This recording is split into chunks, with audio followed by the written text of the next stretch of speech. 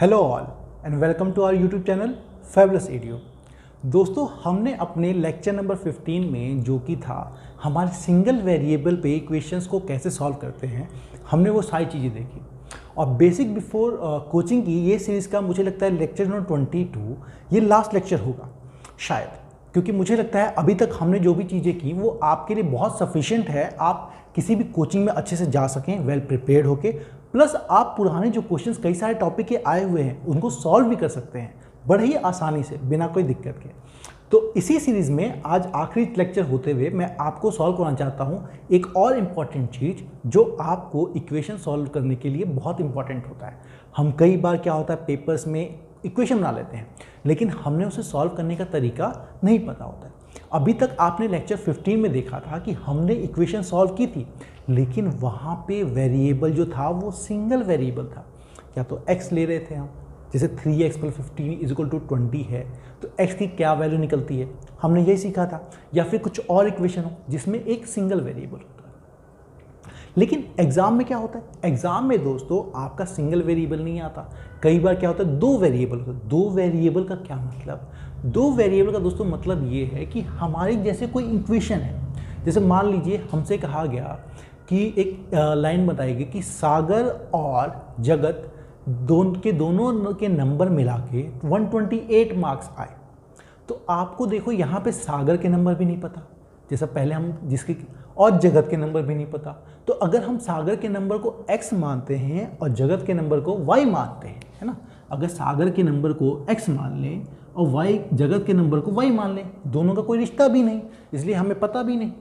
तो अब इन दोनों को अगर x और y मान लिया आपने तो क्या कहा, दोनों मिलाकर मतलब दोनों का सम एक 128 है ना। तो आप देखिए एक x है एक y है। पहले तो मैं आपको ये बताना चाहूँगा कि अगर दो वेरिएबल हैं तो हमें कम से कम दो इक्वेशन चाहिए। मतलब एक इक्वेशन तो ये हो गई। अगर सिंगल वेरिएबल जैसे दोस्तों हमने देखा था 5x + 13 = अगर आपका 28 है तो यहाँ पे एक ही वेरिएबल है तो बाकी कांस्टेंट है, तो हम इन कांस्टेंट को करके उस वेरिएबल की वैल्यू निकाल सकते हैं। लेकिन जब यहाँ पे अगर हम वैल्यू निकालने जाएंगे तो जैसे x का अगर आप निकालेंगे तो x की वैल्यू क्या आएगी 128 - y। अब हमें y भी नहीं पता, तो ये सॉल्व करने के लिए अगर एक वेरिएबल है आपका इक्वेशन में तो एक इक्वेशन ही काफ़ी है उसकी वैल्यू निकालने के लिए। ये तो हमने देख लिया, क्यों, हम यहाँ से निकाल सकते हैं। 5x की वैल्यू क्या होगी आपकी 28 में से 13 चला जाएगा, है ना, ये आपका आ गया 15। तो x की वैल्यू क्या होगी, ये मैंने आपको लेक्चर 15 में सिखाया, आप आराम से कर सकते हैं। तो ये क्या हो गया आपका 15/5 3। देखा आपने, एक सिंगल वेरिएबल है एक इक्वेशन है, एक वेरिएबल हो जाएगा। लेकिन ये नहीं हुआ, ये कब होगा, आप मूलतः ये समझ लीजिए बेसिकली कि आपके जितने वेरिएबल होंगे उतने इक्वेशन होनी चाहिए। मतलब एक इक्वेशन 2x +, मैं ऐसा करता हूँ, हम धीरे धीरे बढ़ते हैं आगे तब समझते हैं दो इक्वेशन क्यों होनी चाहिए। वैसे आप ये समझ लीजिए दो वेरिएबल हैं तो कम से कम दो इक्वेशन होनी चाहिए सॉल्व करने के लिए। तीन वेरिएबल है, मान लीजिए आपका x + y + z हो गया, है ना, तीन वेरिएबल तो तीन इक्वेशन होनी चाहिए, चार वेरिएबल तो चार इक्वेशन होनी चाहिए उसकी हर की वैल्यू निकालने के लिए। उससे पहले हम ये देखते हैं कि ये आपका लीनियर इक्वेशन जो होता है ना, ये मतलब कैसे है, दो वेरिएबल में कैसे, एक तो हमने देख लिया यहाँ पे x भी वेरी कर रहा है और आपका y भी वेरी कर रहा है। अगर आपको और एग्जांपल देना हो तो मैं ये भी कह सकता हूँ भाई 1.2t + 3s = 5। अब यहाँ पे देखिए मेरा t एक वेरिएबल है, इसकी वैल्यू मुझे नहीं पता, s भी एक वेरिएबल है, इसकी वैल्यू भी नहीं पता, और दोनों एक दूसरे से अलग हैं।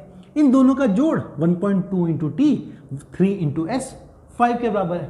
या फिर आपका ऐसा लिखा हो 3p + 4q = 9 मान लीजिए।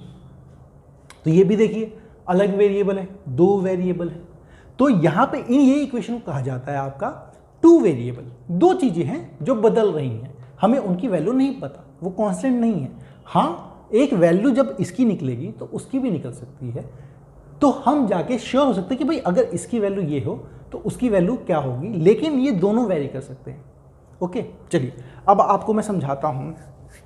जैसे हमारी जो इक्वेशन होती है कोई भी, जैसे मैं लिखता हूँ आपका, चलिए ये लेता हूँ 4x प्लस 3y है इज इक्वल टू 15। ओके दोस्तों, तो अब मुझे ये पता है कि ये 2 में वेरी कर रहा है। अगर ये इक्वेशन में नॉर्मल लिखना चाहूँ तो देखिए हमारा नॉर्मल इक्वेशन हमेशा फॉर्म में, इसको इस फॉर्म में लिखा जाता है, इसके इस तरफ 0 कर दिया जाता है। जैसे 4x प्लस 3y माइनस का 15, इसकी वैल्यू है 0। ओके, इतना बात। तो हम किसी भी इक्वेशन को अगर चाहें तो ऐसे लिख सकते हैं ax plus by plus c is equal to 0। मैं आपको समझाने के लिए इसको माइनस ले लेता हूँ, अभी माइनस ले लेता हूँ समझाने के लिए, आगे हम और समझेंगे। तो किसी भी लीनियर इक्वेशन है ना, एक ही लीनियर इक्वेशन को हम इस फॉर्म में लिख सकते हैं। तो ये a b c ये किस मर्ज की दवा, नहीं क्या प्रॉब्लम है पता है, मुझे वो शब्द याद नहीं आ रहा जिससे आपको चीज़ें बता सकूं कि ये कहते हैं ना किस मर्ज की दवा है। चलिए ए बी सी समझते हैं पहले। तो ये है क्या चीज़ें, क्यों हैं, कैसे हैं, है ना।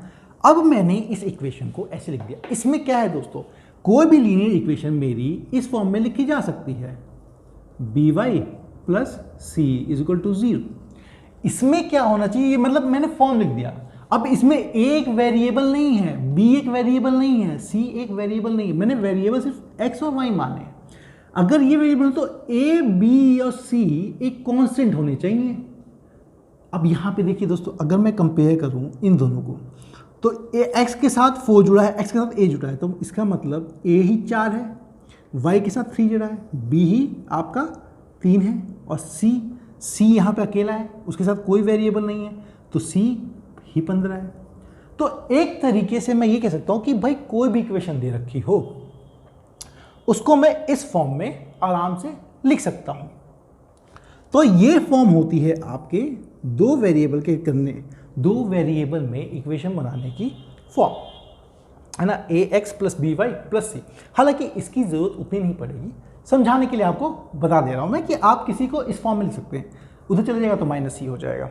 चलिए दोस्तों, अब इक्वेशन जैसे बनाते क्या है ना, जैसे ये आप समझ गए, हम लिख सकते हैं। अभी मैं आपको बताऊंगा ए बी सी की वैल्यू निकालना। चलिए मैं आपको बता ही देता हूं।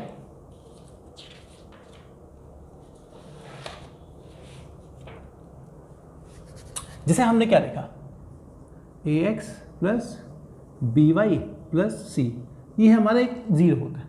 अब मैंने आपसे कहा था, मैंने वहां पे -15 लिया था, +15 होता तो देखिए लिख लेता हूँ मैं 2x plus 4t is equal to 15 ले लिया। अब मैं देखिए यहाँ पे 0 है तो इसको 0 लाने के लिए करूँगा 2x प्लस 4t। अच्छा y है ना, तो इसको y ले लेते हैं, वेरिएबल को y लेते हैं। -15 ये तो मैंने आपको सिखाया था, वो इधर आएगा तो माइनस आएगा। अब देखिए कंपेयर कीजिए, a की वैल्यू क्या है दोस्तों, यहाँ पे a की वैल्यू है यहाँ पे आपकी 2, b के साथ y है तो b की वैल्यू है आपकी 4, और ये c है, यहाँ प्लस c है, यहाँ पे -15 है, तो c की वैल्यू होगी -15। अच्छा ठीक है, अगर मेरी यही इक्वेशन कुछ ऐसे दे रखी हो तो 5x is equal to 2y, तो यहाँ पे देखिए दोस्तों, इसको कैसे लिखूंगा मैं, 5x minus 2y is equal to 0। अब यहाँ पे देखिए कोई c है नहीं, कोई भी c यहाँ पे है नहीं कांस्टेंट, तो c जो होगा यहाँ पे वो हो जाएगा 0, और x की वैल्यू क्या आ जाएगी दोस्तों, a की वैल्यू होगी 5 और b की वैल्यू होगी आपकी -2। समझ गए आप, ठीक है। तो इस तरह से हम a b c लिख सकते हैं। अब मैं आपको समझाता हूँ कि किसी भी इक्वेशन में, जब भी इक्वेशन हम लिख रहे हैं तो इक्वेशन में उसकी वैल्यू कैसे बदलती है, हम एक्चुअली लिखते हैं, उसके सॉल्यूशन को लिखते कैसे हैं। उसके लिए मैं क्या करता हूँ, एक तो इक्वेशन ले लेता हूँ, रुकिए,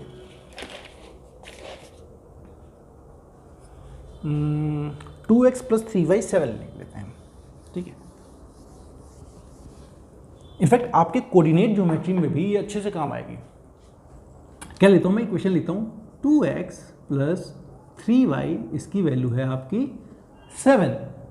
तो अब ये जो वैल्यू आ गई, मान लीजिए मैं x की वैल्यू, अच्छा लेट ले लेते हैं, अगर x मेरा जो कांस्टेंट दिख रहा है, x की वैल्यू अगर 1 होती, तो अगर x की वैल्यू 1 होती तो मैं यहाँ पे x की वैल्यू 1 लिखता, तो ये क्या लिखता मैं, 2 × 1 plus 3 into y is equal to 7। तो ये क्या बन जाएगा मेरा 3y is equal to 7 minus 2 is equal to 5। तो y की वैल्यू क्या आ गई दोस्तों आपकी 5/3। अब इसको लिखते कैसे हैं, इसको लिखते कोऑर्डिनेट ज्योमेट्री में इस फॉर्म में। पहले लिखा जाता है x की वैल्यू, फिर लिखा जाता है y की वैल्यू। मतलब इसका सॉल्यूशन अगर x 1 है तो y की वैल्यू 5/3 आएगी। ठीक है।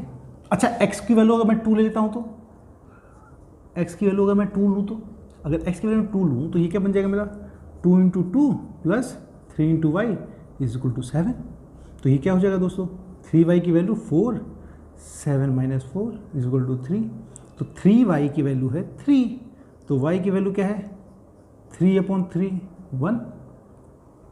तो x की वैल्यू अगर है मेरी 2 तो y की वैल्यू क्या होगी 1। आप ऐसे भी कर सकते हैं, अगर y की वैल्यू 1 है मतलब जरूरी नहीं है x मानिए y मान लीजिए। चलिए मैं यहाँ पे y मान लेता हूँ, है ना। यहाँ पे मैं आपका y की वैल्यू 2 मान लेता हूँ। ठीक है, y की वैल्यू 2 मान ली। अगर मैंने y की वैल्यू 2 मान ली तो इसका क्या मतलब हो दोस्तों 2x plus 3 into 2 is equal to 7। तो इसका मतलब दोस्तों 2x इज इक्वल टू 6 हो जाएगा। 6 हो जाएगा तो 7 माइनस 6 इज इक्वल टू 1। तो x की वैल्यू क्या होगी हाफ। लेकिन फिर भी इसको ऐसे लिखेंगे कि x अगर हाफ है तो y मेरा 2 है।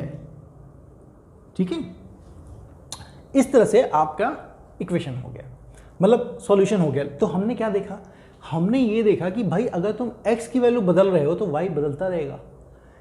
x और y एक दूसरे से रिलेटेड हैं। उसी तरीके से अगर तुमने y को बदला तो x बदल जाएगा। कुछ पक्का नहीं है ना, लेकिन दो अगर इक्वेशन दे रखी हों तो चीज़ें कंफर्म हो जाती हैं, पक्का हो जाती हैं कि उसकी एक ना एक तो वैल्यू वही होगी और वो वैल्यू बदल नहीं सकती है। हालांकि और आप समझेंगे चीज़ों को तो इनफाइनाइट सॉल्यूशन नाम की चीज़ होती है। मतलब जब दो लाइनें एक जैसी हों तो मतलब कुछ भी डालिए तो सॉल्यूशन निकलता चला जाता है। हमें वो नहीं समझना, हमें अपने इक्वेशन जो बनाने हैं जो एसएससी पूछती है उसमें सॉल्यूशन मिल जाता है तो हमें सॉल्यूशन की बात करनी है, या फिर नो सॉल्यूशन नाम की चीज़ होती है। पर हमें ये सब चीज़ों में जाना नहीं है, हमें तो सिर्फ सॉल्यूशन ढूंढने वाली चीज़ चाहिए, क्योंकि एसएससी या फिर किसी भी कॉम्पिटिटिव एग्जाम में वो सॉल्यूशन देने के लिए हम इक्वेशन लिखते हैं। ठीक है दोस्तों, तो चलिए मैं आपको बताता हूँ। चलिए अगर मतलब इक्वेशन लिखूँ, अगर मैं x plus 2y is equal to 6, तो आप ऐसा कीजिए इसके 4 सॉल्यूशन निकाल के दिखाइए। 4 सॉल्यूशन मतलब x को एक बार कुछ मान लीजिए, फिर y की वैल्यू निकाल लीजिए, y को कुछ मान लीजिए, x की वैल्यू निकाल लीजिए। तो ऐसे ही करके ना 4 सॉल्यूशन निकाल लीजिए। जैसे ये भी एक सॉल्यूशन है, सारे इस इक्वेशन के सारे सॉल्यूशन है ना। लेकिन हमें 2 इक्वेशन क्यों चाहिए, क्योंकि हमें 2 इक्वेशन एग्जैक्ट दोनों का वैल्यू निकल आती है। देखते हैं कैसे निकाला जाता है हमको। जैसे मैं आपके इक्वेशन लेता हूँ,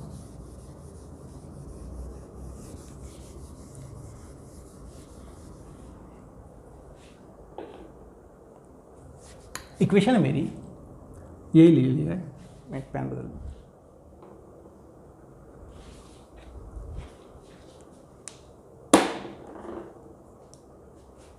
हमारे दोस्तों 2x प्लस 3y इसकी वैल्यू है 5, ओके। और आपका x माइनस 2y इसकी वैल्यू है 3, ओके। चलिए अब देखिए 2 इक्वेशन बनी, आपका भी कई बार क्या 2 इक्वेशन बनेगा। जैसे इक्वेशन कैसे अगर बनाना हो कि जो नंबर ऑफ गर्ल्स हैं किसी क्लास में वो नंबर्स ऑफ बॉयज के डबल हैं, ठीक है। तो और टोटल बच्चे हैं 30, तो आप जैसे नंबर ऑफ गर्ल्स ले लीजिए x, नंबर ऑफ बॉयज ले लीजिए y, है ना। मैंने क्या बोला कि नंबर ऑफ जो लड़कियां हैं वो लड़कों से डबल है, तो लड़के हैं y तो लड़कियां जो हैं इनकी डबल है। एक इक्वेशन तो ये आ गई, इससे वैल्यू निकलेगी। और हमसे बोला जाए कि लड़के और लड़की मिला के क्लास की स्ट्रेंथ जो है वो है आपकी 60, तो आप क्या करेंगे, लड़का ये लड़की ये लड़का ये दोनों को मिला दीजिए, x प्लस वाई 60। देखा 2 इक्वेशन बन गया। इनको कहते हैं इक्वेशन 1, इनको कहते हैं इक्वेशन 2। हालांकि आप जब धीरे धीरे प्रैक्टिस करेंगे तो हम देखेंगे एसएससी के जब या फिर कॉम्पिटिटिव एग्जाम में हम पूरा इक्वेशन सॉल्व नहीं करते हैं, आराम से ट्रिक लगती है निकल जाता है। लेकिन ये बेसिक है, बेसिक बताने से पहले आपको समझ में आना चाहिए कि वो क्यों है, कैसे है, कब से है। ठीक है दोस्तों, चलिए अब क्या है, अब हमारी इक्वेशन है, ठीक है दोस्तों। अब इसको सॉल्व करने का तरीका क्या है मैं बताता हूँ आपको। इसको मान लीजिए इक्वेशन 1, इसको मान लीजिए इक्वेशन 2।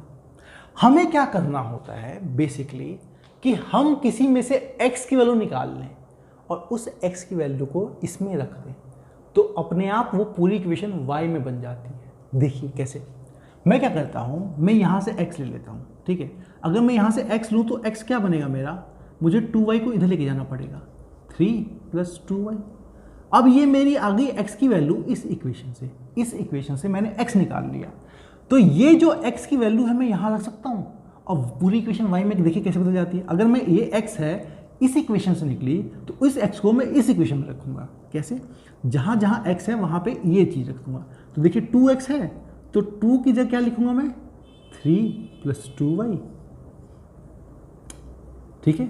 और साथ में क्या है फिर 3y है, इसकी वैल्यू क्या है 5 आ गई। अब देखिए पूरी इक्वेशन है y में, अब सॉल्व कर लेंगे। आपको लेक्चर नंबर 50 में सिखाया था मैंने आपको। अब देखिए पूरी इक्वेशन सिंगल वेरिएबल है, सिर्फ y में करके देखते हैं। ये क्या आ गया आपका दोस्तों, 3 × 2 = 6 + 4y + 3y = 5। इस 6 को मैं उधर ले जाऊंगा, 3y और 4y एक जैसे वेरिएबल है तो सम हो जाएंगे। तो 3 + 4 7y, इसकी वैल्यू आ गई आपकी 5 - 6 = -1। तो y की वैल्यू क्या आ गई दोस्तों, -1/7। तो यहाँ पे देखिए y की वैल्यू इतनी ही होगी। अब मैंने y की वैल्यू निकाल दी। अगर मुझे x की वैल्यू निकालनी होती तो मुझे पता है y ये है, x क्या है 3 + 2y। तो हम x कैसे निकालेंगे, x = 3 + 2 और y क्या है दोस्तों -1/7। ये क्या बन गया आपका 3 - 2/7। ये क्या बन गया आपका 21 - 2/7 = 19/7। ये एलसीएम मैंने आपको सिखाया है लेक्चर नंबर 3 में एलसीएम लेके सॉल्व कैसे करते हैं, भूलिएगा नहीं। फ्रैक्शन भी सिखाया मैंने आपको, हर चीज़ आपको बिल्कुल बताई गई है स्टेप वाइज। आपको क्या है करना है, बस सारे लेक्चर ठीक से समझने हैं। तो देखा आपने, ये इक्वेशन सॉल्व ऐसे हो जाती है। पहले क्या करेंगे, एक की वैल्यू ले लेंगे, दूसरे में पुट कर देंगे तो उससे एक की वैल्यू आ जाएगी। उसकी जब एक वैल्यू आ जाएगी तो उस वैल्यू को जो हमने इक्वेशन बनाई थी उसमें डाल देंगे तो आ जाएगी। मैं एक और क्वेश्चन करता हूँ, तब आपको 2 वेरिएबल वाले क्वेश्चन करने आ जाएंगे। चलिए क्वेश्चन लेता हूँ मैं, x - 2y, इसकी वैल्यू है दोस्तों आपकी चलिए 0, ठीक है। और आपकी है 3x + 4y, 3x + 4y -20, इसकी वैल्यू है आपकी 0, ठीक है। अब मैं क्या करता हूँ, किसी भी इक्वेशन से ले लीजिए, आप यहाँ से x ले लीजिए चाहे यहाँ से ले लीजिए या y ले लीजिए। चलिए मैं यहाँ से x ले लेता हूँ, मुझे आसान पड़ेगा। वो आप कुछ क्वेश्चंस करेंगे तब भी आपको समझ में आएगा आसान क्यों पड़ेगा। देखिए मैं अगर यहाँ से ले लूँ अगर, तो ये क्या बन जाएगा मेरा, x की वैल्यू क्या आ गई मेरी 2y के बराबर आ गई, ठीक है। देखिए x की वैल्यू मेरी 2y के बराबर आ गई। अगर मेरी x की वैल्यू 2y के बराबर आ गई तो अब मैंने इस इक्वेशन से x निकाला था, इस वैल्यू को मैं इस इक्वेशन में डालूंगा। तो इस इक्वेशन में डालूँ तो ये क्या बन जाएगा, 3x की जगह 2y इंटू में 2y फिर प्लस 4y -20 = 0। यही इक्वेशन है। ये क्या आ गया दोस्तों आपका 6y + 4y। इस 20 को उधर लेके चला जाता हूँ तो ये बन जाएगा 20 प्लस का, तो 10y = 20। तो इससे क्या मिलेगा दोस्तों, y की वैल्यू 20/10। ये भी मैंने आपको सिखाया है क्यों नीचे आएगा, मैंने आपको सब चीज़ सिखा दी है, अब आप कुछ छोड़ नहीं सकते। तो y की वैल्यू आ गई 2। अब मैंने क्या बोला था, जहाँ y की वैल्यू आ गई तो जो इक्वेशन हमने बनाया था उसमें अगर y रख दें तो हमारा x निकल जाएगा। देखिए फिर x क्या है 2y, तो x क्या है 2y, तो 2 इंटू में y की वैल्यू क्या है 2, 4 मतलब x है 4। देखा दोस्तों आपने, तो 2 इक्वेशन हो तो y और x की सटीक वैल्यू आएगी। देखिए इक्वेशन सेटिस्फाई भी कर रहे हैं। y को आप 2 लीजिए, x को 4 लीजिए, देखिए मिल रहा है क्या, x है मेरा 4, y है 2 -2 × 2, तो 4 - 4 0 है, बिल्कुल है। यहाँ पर भी देख लेते हैं, x की वैल्यू है 4 तो 3x क्या हो जाएगा आपका 12, फिर प्लस में 4y, 4 क्या है आपका 2, 4 2 = 8 -20 20, देखिए 0 आ गया। तो दोनों इक्वेशन हो गई सॉल्व, है ना, बिल्कुल एग्जैक्ट उसी पे। तो इस तरह से कर सकते हैं। मैं आपको एक और क्वेश्चन करके बताता हूँ दोस्तों। 3x + 3y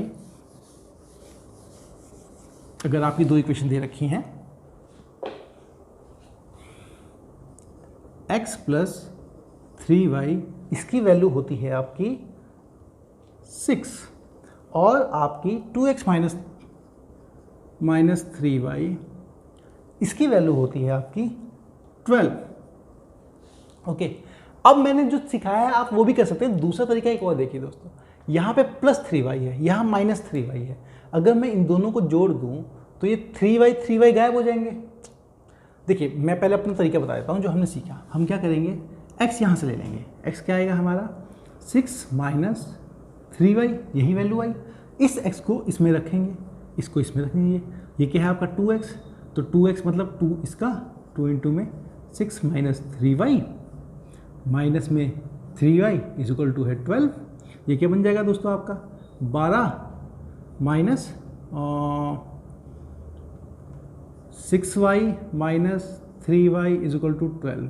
ये 12 उधर चला जाएगा तो क्या बनेगा minus 9y is equal to 12 minus 12 is equal to 0।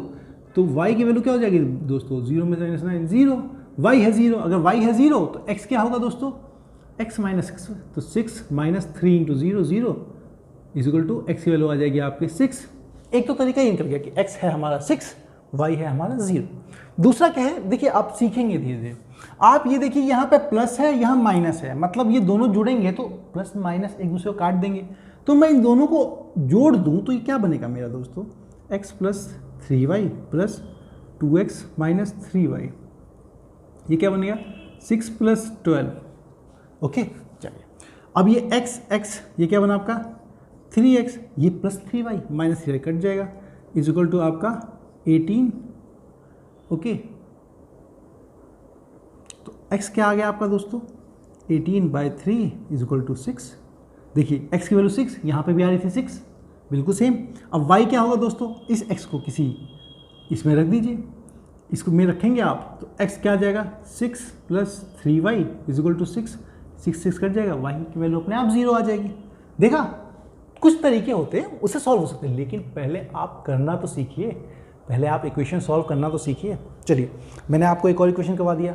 अब मैं आपके प्रैक्टिस के लिए या कमेंट सेक्शन के लिए 2 और इक्वेशन लिख देता हूँ जिसको आप सॉल्व करेंगे। भाई करेंगे तो सीखेंगे, ऐसे कौन सीखता है ना, बिना किए थोड़ी कोई सीखेगा, कोई ज्ञान ही नहीं है। जितना हो सके उतना ही प्रैक्टिस कीजिए। चलिए 2x minus y is equal to 2 equation है एक, और दूसरी इक्वेशन है 4x minus y is equal to 4। ठीक है, अच्छा ये इसको सॉल्व करके वैल्यू बताइए मुझे x और y की क्या आएगी। अच्छा, अगर यही आपका x प्लस वाई की वैल्यू दे रखी है आपकी 14 और x माइनस वाई की वैल्यू दे रखी है आपकी 4, इसको भी सॉल्व कीजिए और मुझे कमेंट करके बताइए x और y की वैल्यू क्या आती है। उसी से आप सीखेंगे कि कितना आसानी से हम चीज़ों को कर सकते हैं, समेट सकते हैं और आसानी से चीज़ें हो सकती हैं, है ना। आपको अलजेब्रा मैं करवाऊंगा, अलजेब्रा और बहुत सारे इक्वेशंस, बहुत सारे टॉपिक्स, जो जैसे अलजेब्रा का सीरीज़ तो हमने स्टार्ट भी कर दी है। अलजेब्रा होगी, फिर ज्योमेट्री होगी, फिर आपका क्या टाइम एंड वर्क आएगा, तो हम देखेंगे बहुत सारे इक्वेशन बनते रहेंगे, हम उनको सॉल्व करते रहेंगे। और इस तरफ की प्लस माइनस वाली इक्वेशन का तो डायरेक्ट ही निकलता है। एक्स की वैल्यू आपको निकालनी हो तो इसको इसमें ऐड कीजिए और 2 से डिवाइड कीजिए। देखिए एक्स की वैल्यू कितनी आएगी 14 प्लस 18 9 आएगी, देखते ही बता देंगे आप। वाई की वैल्यू क्या आ जाएगी 5 आ जाएगी। पर ये सब हम सीखेंगे कब, पहले आप बेसिक सीख लीजिए, उसके बाद सीखेंगे अपनी क्लासेस में जो रिस्पेक्टिव टॉपिक्स की होगी। तो ये था हमारा दोस्तों बेसिक बिफोर कोचिंग का आखिरी लेक्चर, जिसमें ये समाप्त होता है। और मैं आपको यह बता दूं कि अगर ज़रूरत पड़ी कुछ सीखने का, देखिए कुछ लोग तो कहेंगे क्वाड्रेटिक इक्वेशन भी थोड़ा सिखा दीजिए और सिखा दीजिए, लेकिन क्वाड्रेटिक इक्वेशन तो आप अलजेब्रा में सीख ही लेते हैं, उसका तो लास्ट लेक्चर में हम क्वाड्रेटिक इक्वेशन ही करवाएंगे, तो वहाँ सीख लेंगे। नहीं तो क्वाड्रेटिक इक्वेशन होना वैसे तो है वो भी थोड़ा बेसिक, लेकिन हम जहाँ पे भी सिखाएंगे उसको बेसिक सिखाएंगे, जो आपके लिए सबसे आसान होगा और सबसे अच्छे से आप सीख सकें। ठीक है दोस्तों, तो चलिए आज का लेक्चर बीबीसी सीरीज़ आपको पसंद आया होगा, मुझे लगता है आपने अपने दोस्तों के साथ शेयर किया होगा। अगर नहीं किया तो प्लीज़ इस चैनल को सब्सक्राइब कीजिए, लाइक कीजिए, शेयर कीजिए, जितना से हो सके उसको फैलाइए। ठीक है, आपको आपके एग्ज़ाम के लिए फैबुलस एडू की टीम की तरफ से ऑल द बेस्ट।